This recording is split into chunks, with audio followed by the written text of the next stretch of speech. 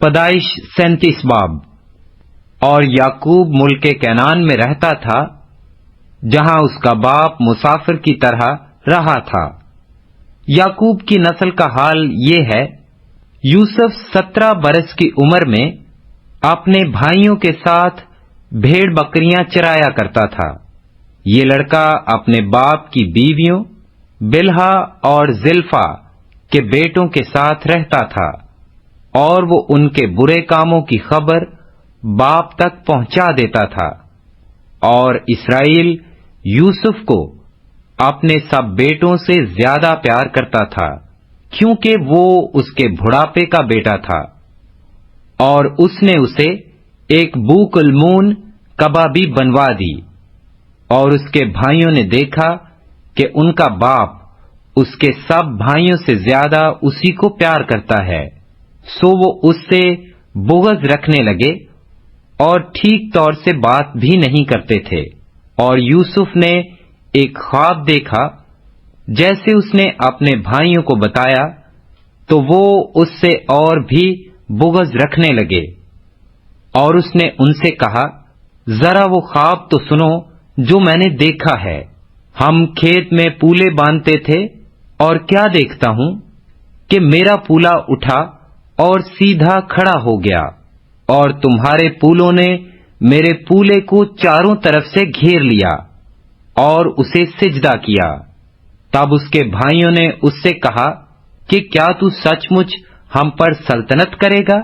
ہم پر تیرا تسلط ہوگا؟ اور انہوں نے اس کے خوابوں اور اس کی باتوں کے سبب سے اس سے اور بھی زیادہ بغض رکھا۔ پھر اس نے دوسرا خواب دیکھا اور اپنے بھائیوں کو بتایا۔ اس نے کہا، دیکھو مجھے ایک اور خواب دکھائی دیا ہے کہ سورج اور چاند اور 11 ستاروں نے مجھے سجدہ کیا۔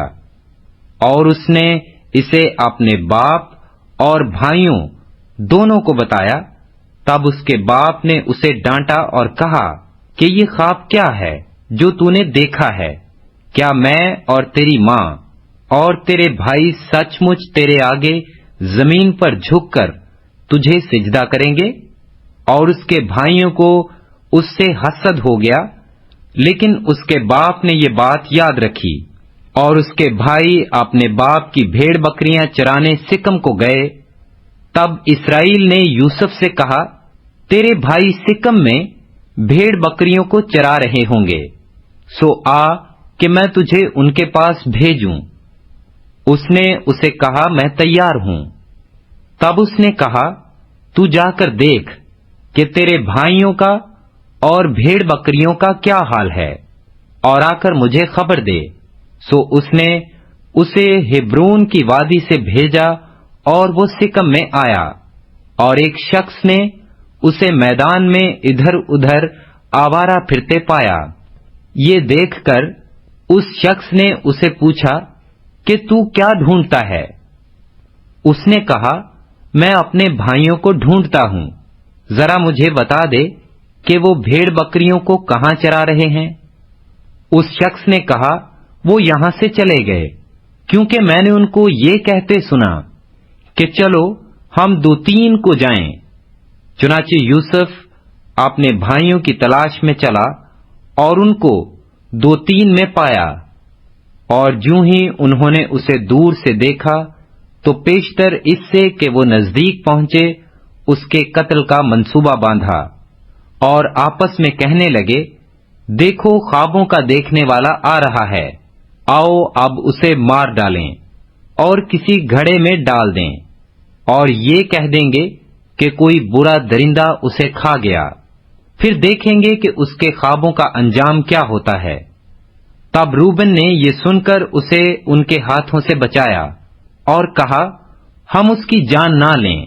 اور روبن نے ان سے یہ بھی کہا کہ خون نہ بہاؤ، بلکہ اسے اس گھڑے میں جو بیابان میں ہے ڈال دو، لیکن اس پر ہاتھ نہ اٹھاؤ۔ وہ چاہتا تھا کہ اسے ان کے ہاتھ سے بچا کر اس کے باپ کے پاس سلامت پہنچا دے۔ اور یوں ہوا کہ جب یوسف اپنے بھائیوں کے پاس پہنچا تو انہوں نے اس کی بوک المون کبا کو جو وہ پہنے تھا اتار لیا اور اسے اٹھا کر گھڑے میں ڈال دیا۔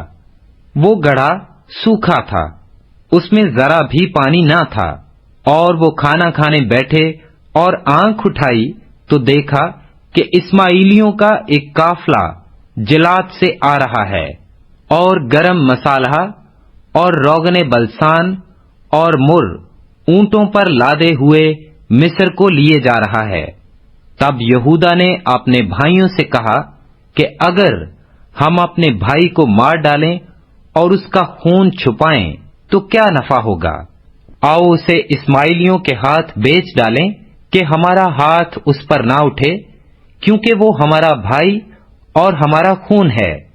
اس کے بھائیوں نے اس کی بات مان لی۔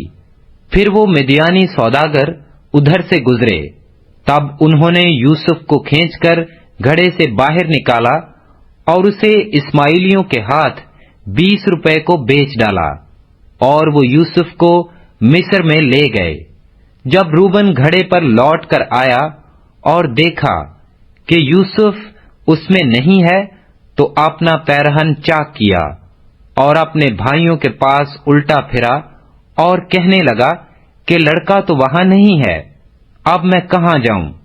پھر انہوں نے یوسف کو کبا لے کر اور ایک بکرا ذبح کر کے اسے اس خون میں تر کیا، اور انہوں نے اس بوک المون کبا کو بھجوا دیا۔ سو وہ اسے ان کے باپ کے پاس لے آئے اور کہا کہ ہم کو یہ چیز پڑی ملی، اب تو پہچان کہ یہ تیرے بیٹے کی کبا ہے یا نہیں۔ اور اس نے اسے پہچان لیا اور کہا یہ تو میرے بیٹے کی کبا ہے، کوئی برا درندہ اسے کھا گیا ہے۔ یوسف بے شک پھاڑا گیا۔